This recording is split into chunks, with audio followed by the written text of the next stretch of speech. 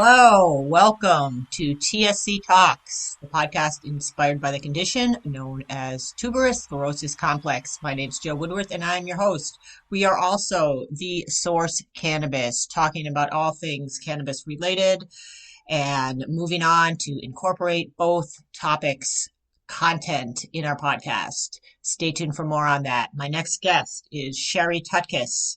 Sherri is the founder and CEO of the GreenNurse Group. She is the nursing director at Irie Bliss Wellness and the host of Green Nurse on the Go radio show. Loved getting to know Sherri. Was on her podcast, a month ago, sharing my rather rogue story of plant medicine. Really felt empowered and validated by Sherri. And just when she told me about her son and his diagnosis of Branchio-Oculo-Facial Syndrome, her experience with that, and the connection that she has with her son through the process of many, many procedures, surgeries, treatments, regimens, I was just blown away and thought it would be a excellent podcast. I think I've concentrated a lot on TSC, and sometimes I find that I get in this mindset that, this is really horrible or this is really challenging. Maybe it's more challenging than other people's lives. And when I hear someone like Sherri and what she's gone through and just the fact that you never know what's behind the scenes in somebody's life, and with Nicholas and his old soul and his just passion for being alive, I guess would be the way that Sherri might describe it, I hope. So I'm going to stop talking about it. And thanks, Sherri, for being on. Coming up on the podcast after this, we also have, at the same time, Dr. Uma. Dr. Uma, who was on a live broadcast on Facebook. So that podcast is going to be up right around the same time as I release this. As well, coming up is Liz Minda and Mike Robinson talking about Liz's experience with her daughter, Jaden, and pharma injury, and meeting Mike Robinson, and they're treating her daughter with cannabinoid medicine. Fascinating podcast. So those are coming up too. And the state of birth in Mass with 3 guests, all involved in the birthing industry, or I shouldn't say industry, but all involved in helping women give birth in home birth settings, have had experience in traditional settings, and we're looking at the impact of coronavirus and their businesses and their personal lives and how that's going forward and what we're learning. So really interesting stuff, and thanks for tuning in. Take it away, Sherri. Sherri Tutkus of the GreenNurse Group. Welcome to TSC Talks. You are an RN. You're the CEO and founder of the GreenNurse Group. You're the nursing director at Irie Bliss, host of the Green Nurse and On the Go radio show. And you are a cannabis nurse patient advocate. You have a bachelor's in science and nursing, and just really awesome all around human being. Really glad our paths crossed. So thanks for being on. And we're going to talk today about Sherri shared that her son was born with a rare disease, Branchio-Oculo-Facial Syndrome. Correct. And I felt like that was an interesting connection, having children with a rare genetic disease. And I wanted to learn a little bit more about her experience. So I invited her on the podcast to talk about this. And just for background, she's a cannabis nurse. So there's that connection where we're on our podcast investigated that. So Sherri, do you want to just give me a little background? Sure. Thank you so much for having me on your show. I'm really honored and grateful to be able to share information and to bring hope and healing to more of our communities. So the Green Nurse Group was founded upon the discovery that this disabled nurse had a clinical endocannabinoid deficiency, and I had an endocannabinoid system. So I was sick. I got sick in 2012. Very, very sick, and gastrointestinal illness that I acquired at work. In the ICU, literally colon almost exploded, wasn't absorbing nutrients. It was just one chronic problem after another. And then I found cannabis. Cannabis was the key that unlocked the door to this largest neurotransmitter signaling system in my body that allowed everything that wasn't working in my treatment plan to start working better. And that's what I teach about. I teach about the endocannabinoid system, how we upregulate it, and how cannabinoids in plant medicine can bridge the gap from what we're not getting from traditional medicine. So with that being said, I founded the GreenNurse Group. We're a group of registered nurses. We're all holistic nurses. We're all cannabis nurses, and we're all cannabis patients. So we understand how to utilize this plant to the highest medicinal capacity, how to utilize this plant in conjunction with other holistic healing or alternative integrative, functional modalities to really help people to regulate the system to bring optimal health and wellness. One of the things that I always teach when I'm working with patients is health is not necessarily the absence of illness or disease, right? It's not. It's about doing the best that we can with what we have right here, right now, to live our best lives. I love that. Thanks. Yeah. Coming from the tradition, you were a registered nurse. I guess that's one thing that I am really struggling with on a daily basis is the divide between traditional and alternative medicine. And I just wanted to ask you, was it your personal experience with cannabis that made you kind of step into this space? No, as a matter of fact, it wasn't. I've always been a holistic healing nurse. So prior to me getting sick, this is the part that's interesting, is that not only did I work in the traditional system, I worked at 3 big teaching hospitals. Yeah, I was reading that. But I also had an alternative healing practice where I do energy work, Reiki, healing. I did nutraceuticals. I taught on education and nutrition. I'm a nutraceutical consultant, which is pharmaceutical grade supplements.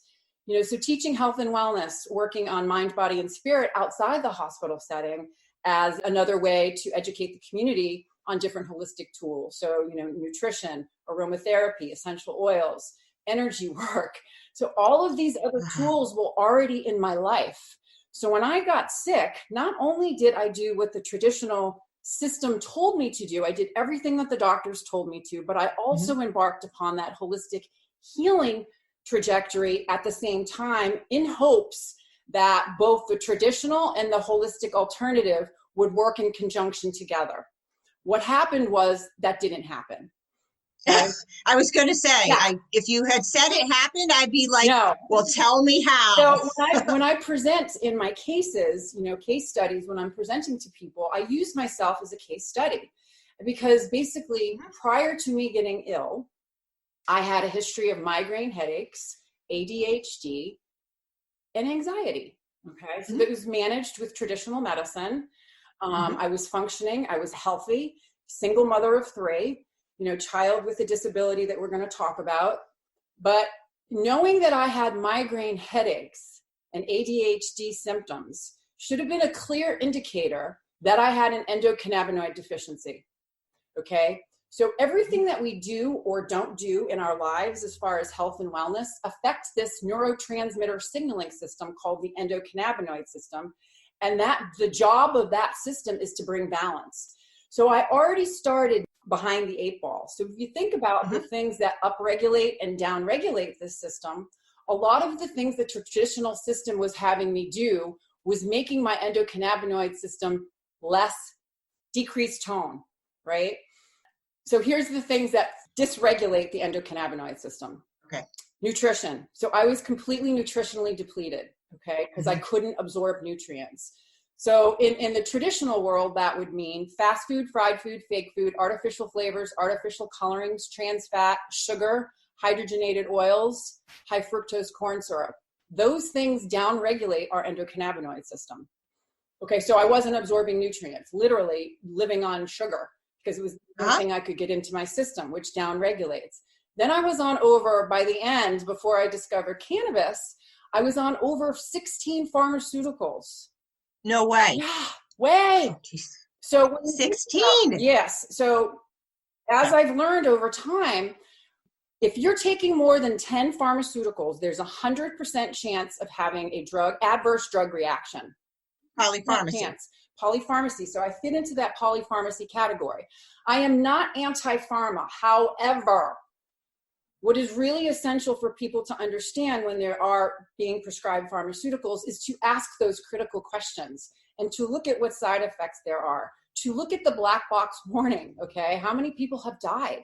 What are the side effects? What are the adverse effects? You need to have knowledge. Knowledge is power. The other thing that people don't realize is that a lot of pharmaceuticals have a drug nutrient depletion.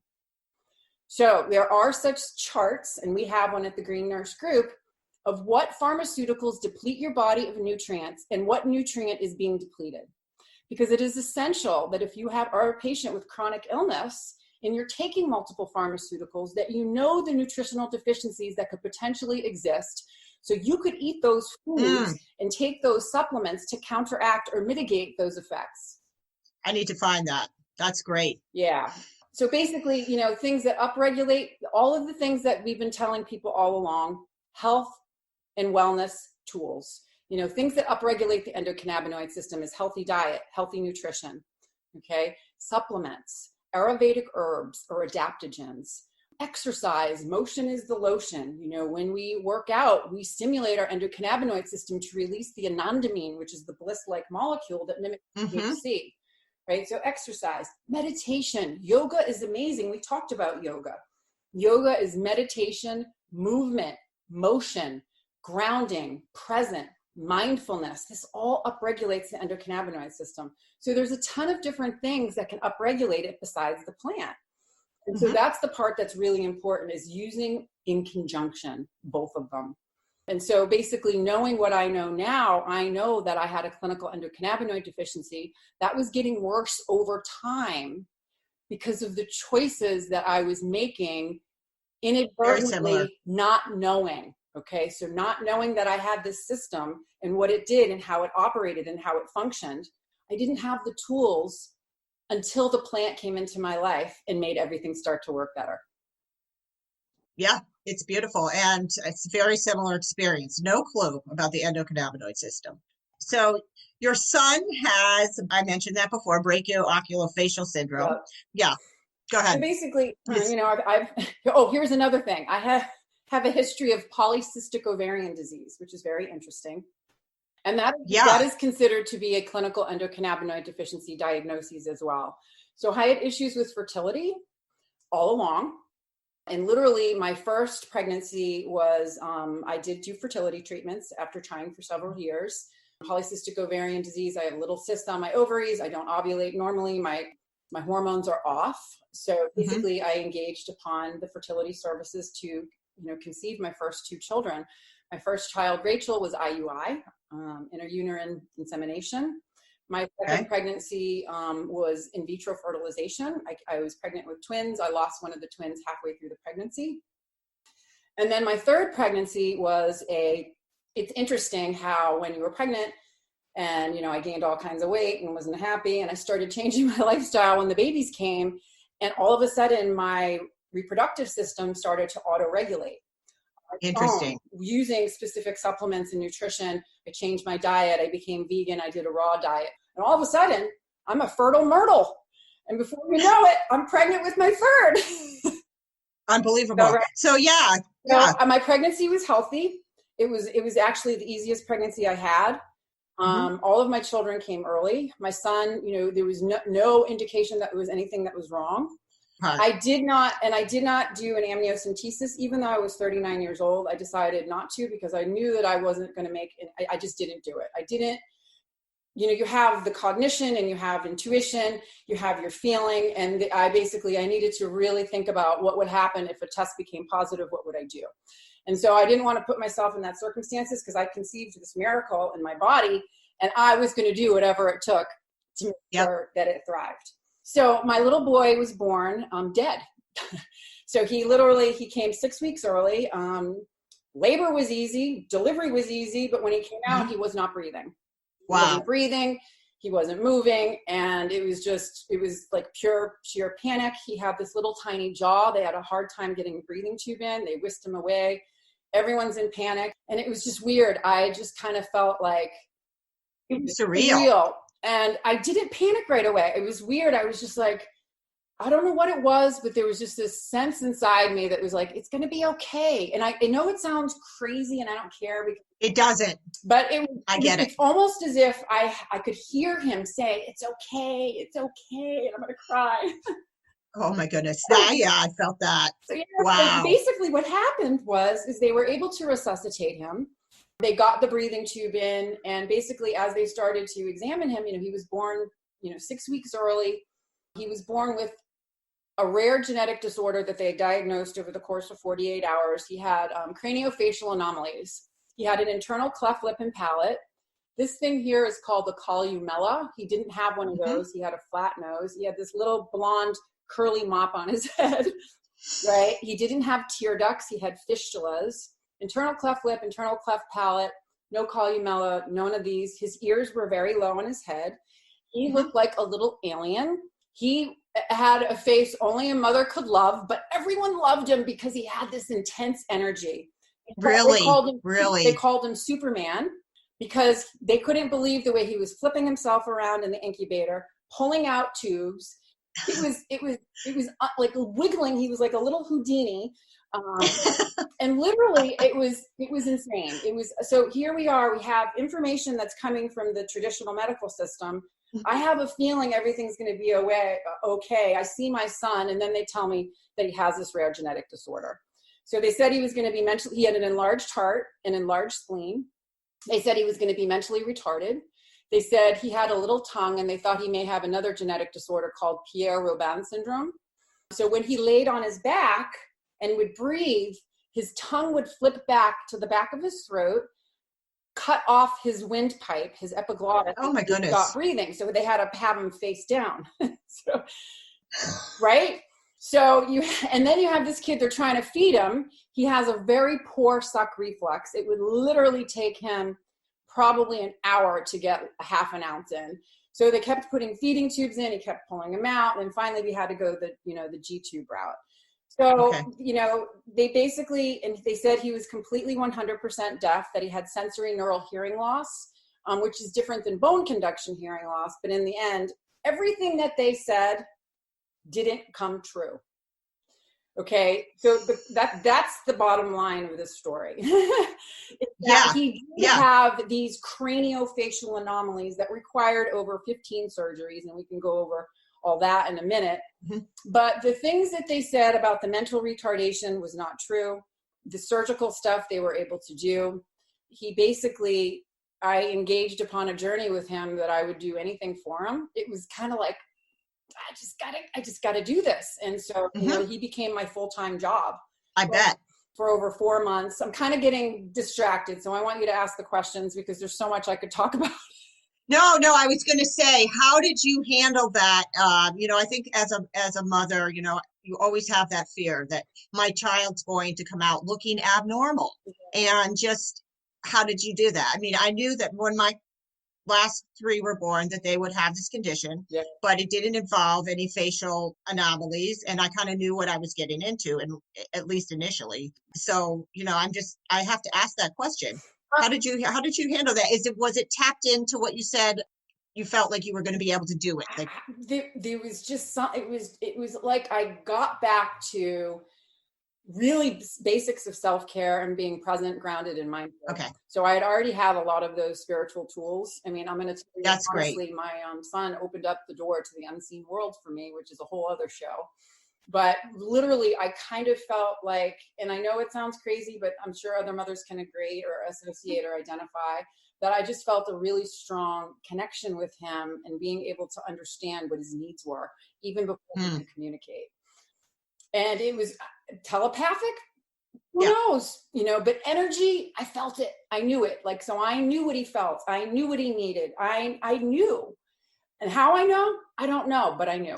Well, that taps in, really, I mean, that's beautiful. Taps into what we are going to talk about in the home birthing. And I didn't have that experience. And I think I know why, looking back, but seeing the difference of having those resources, inner resources, and the training that you'd had kind of came together. And I'm not making light of it, because that's just a huge mental psychic load that happened in those moments. Trauma. So I mean, it's interesting. Major trauma. Talk about trauma, and this was on a mental, emotional, psychological level. When parents are faced with children with chronic illness or debilitating rare genetic disorders or conditions, we feel hopeless and helpless because this is something that we can't control. So really, it gets back to, what can I control? Even if I can't control my emotions, even if I'm out of control, like hysterical or anxiety ridden or sad, I still can't have the ability to control what I'm doing and not doing in my life. And so what I knew to be true is the order for me to be the best version of myself, I needed to do everything that I could to take care of myself. And that included my mental health. That's a really, really good message and much needed in the rare disease community. I can't tell you enough. With TSC, there's a lot of ongoing trauma. And one of my biggest awarenesses was that there wasn't going to be a plateau. I was going to be moving in and out of these traumatic situations. And it's traumatic for my child, but it's also traumatic for me. And that's something that's not talked about enough, because you don't want to feel guilty about having trauma from your own child and making them feel worse. But at the same time, you need a place for that. And I think that, again, it taps into a mother going into a hospital and wanting to be able to tap into these tools and these connections when you're going through a birthing experience, and how complicated it can get in traditional medicine. So especially with the child that has a rare disease. So yes, really interesting. And wow. So treatments and procedures. So he's in the NICU, and obviously he got out of the NICU. And so where did you go? What was the next step after that? He was in the hospital for 4 months in the intensive care unit, going back and forth. That's a long time. Yep, going back and forth between Beth Israel Deaconess Medical Center and Children's Hospital for various procedures. And once he was able to not stop breathing for minutes at a time and not regurgitate food, like he had to be stable, and it took a while. So he became stable, and then when we came home, we embarked upon the journey of working with the system, getting services set up with him, getting him on Mass Health. Is he eligible for disability? Is he considered to be disabled? These are all the questions you didn't know. Tapping into social services, tapping into the deaf community, tapping into the rare genetic disorder community, finding out if there was other people in the world that had this condition. I bet. Tapping into all of that, and then at the same time setting up services and bringing him to services, and at the same time trying to take care of a household. I had to stop working. My son and my family became my full-time job.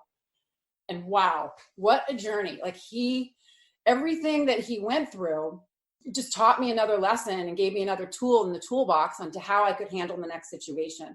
So for example, I want to tell you, parents, when a storm would happen, and I like to call it a storm because it does happen in the hospitals, I was able to pull back and be like, oh, it's just another thing. Oh, well, I'm going to get through it because I always have. Okay. I'm going to tell you right now, you will get through it. I look back and I'm like, whoa, I don't know. I'm listening to you and I'm going, oh my gosh, because I went through stuff too. And you just don't know how, I look back and I say to myself, if you told me today that I would have to go through what I went through, I would say, no way, I didn't sign up for this. Can I do another lifetime, please? Yes. Yeah. But he's a true miracle. I gave him every opportunity, and he basically showed me, through his own actions and his kindness and compassion and his grit and his ability. The kid had so much resilience, and he wanted to heal. He's not mentally retarded. Got set up with the deaf services, as we found out later. He doesn't have sensory neural hearing loss. He has a bone conduction hearing loss, which is different. So he has a little bit of hearing. So that was a misdiagnosis. And then, literally he did have a half paralyzed face that they told me was going to get worse.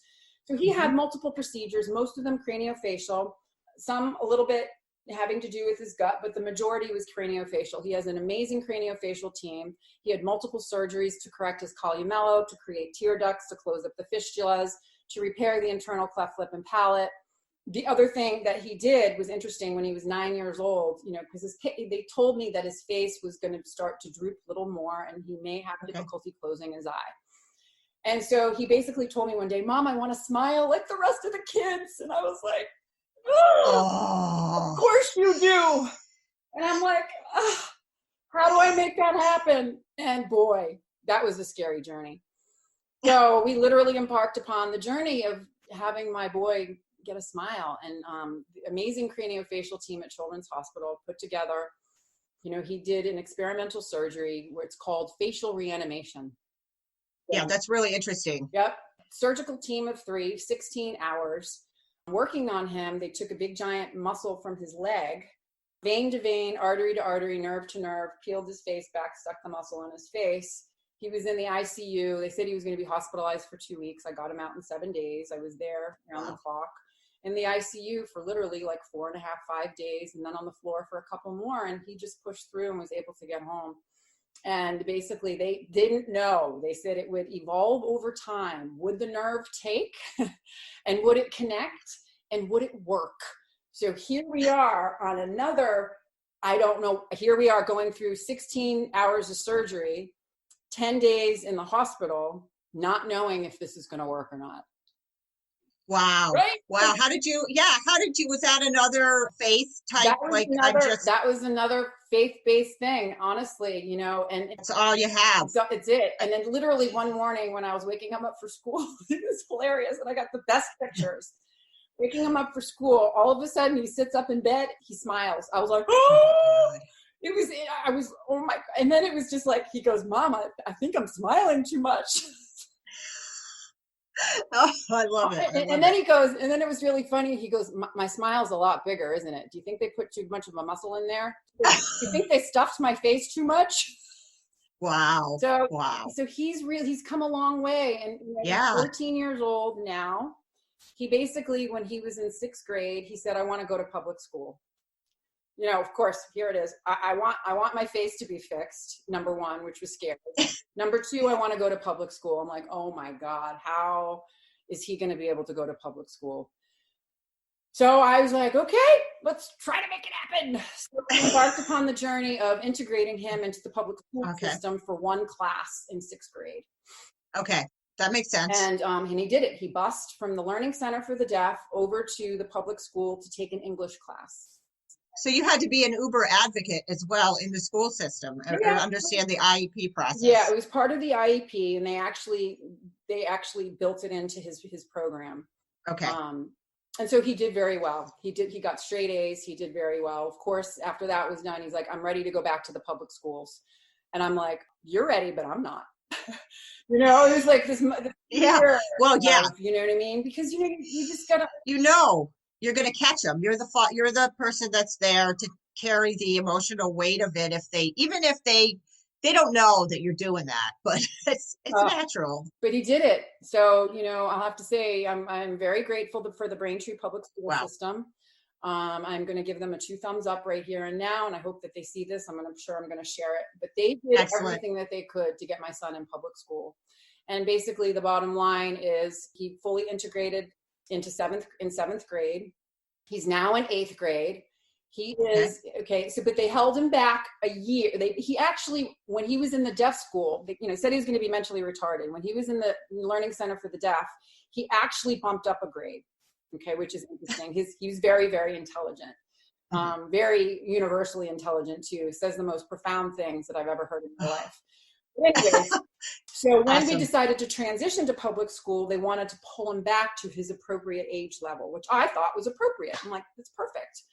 And then we chose classes, and they developed a really wonderful IEP for him, and he is actually thriving. You know, he is thriving. He basically he's finishing up the 8th grade this year. And his freshman year, next year in high school, will be in the public school. He still has an IEP. He's going to be in all honors and advanced honors classes. His number 1 subject is Spanish. My daughter is fluent in Spanish. My daughter on the spectrum. Well, can I tell you, here's another funny story. This is how funny my kid is. So the teachers called me up one day and they said, where did your son learn the British accent? Where did the British accent come from? I said, what British accent? They said to me, because they do at the Learning Center for the Deaf, they would do sign reading and then they would do auditory reading to give children the opportunity to learn multiple ways. Okay. So they take turns reading. No one wanted to read. They all wanted Nick to read because when he read with a British accent. So when he came home, this is just what a love. Oh my God, Mom, it's very difficult. I mean, I was like, what?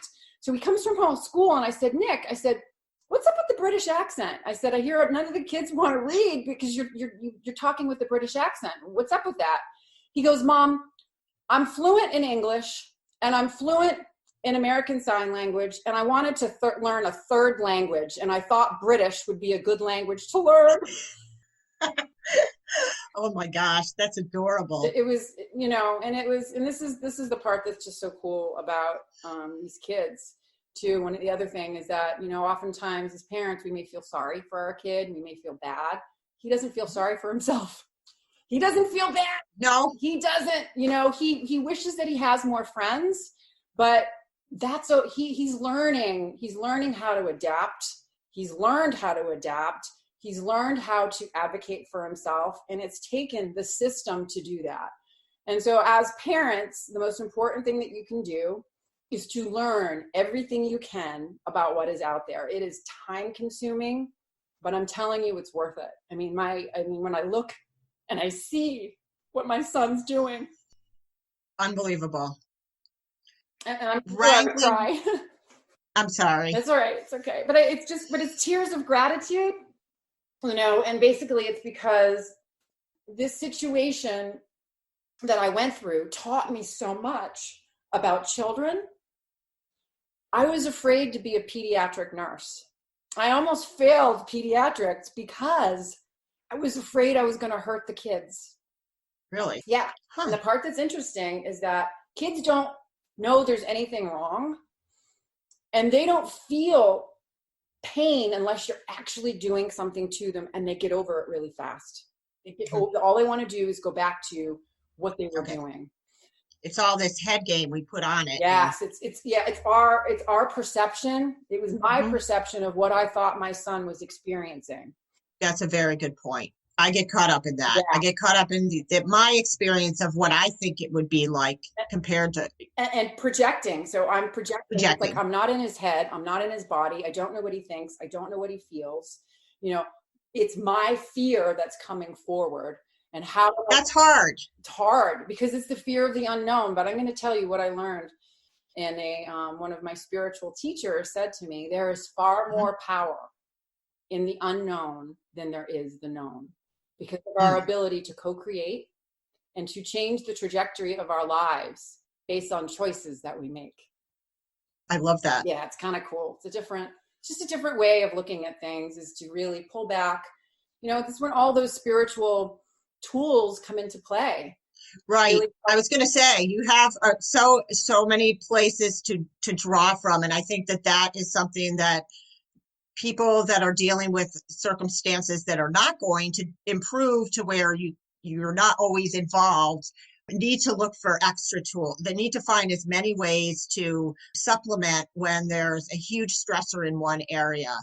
I see a lot of parents, mothers in particular, in rare disease communities, they're experiencing trauma, they get on meds, and there's like, and I'm not bashing drinking, but I think there's self-medicating. They're self-medicating. I did it, and it's hard if you don't know about these other tools and these other, like the spiritual, the full psychosocial, all of that. I mean, I didn't know anything about that, or, that you are experiencing trauma, and to, validate that. And choose, I'm not going to lie, I was put on pharmaceuticals for this. Of course, I don't know how. I mean, I look back and I think, I don't know if I can't second guess, but they served a purpose. They totally served a purpose. And now what I know now, I would probably make a different choice, but that's okay. Right. With people, you do the best with what you have, with what's right in front of you. Based on the information that I had, it was either the pharmaceutical or suffer. So I'm like, seriously, I'm choosing the med. Sorry, I'm not into suffering. Yeah, me too. I was like, I can only take so much here. Yeah. Okay. Yeah. Yeah. How has your sons remained really positive? Now, to me, I'm sure you had some really dark moments, but it sounds like you're a really, Have I gotten mad and angry? Yes. Yeah. Okay. I'm human. Of course. Have I overreacted? Yeah. Absolutely overreacted. Have I been entitled at times? Absolutely been entitled. It's all fear. It was all fear and not having control.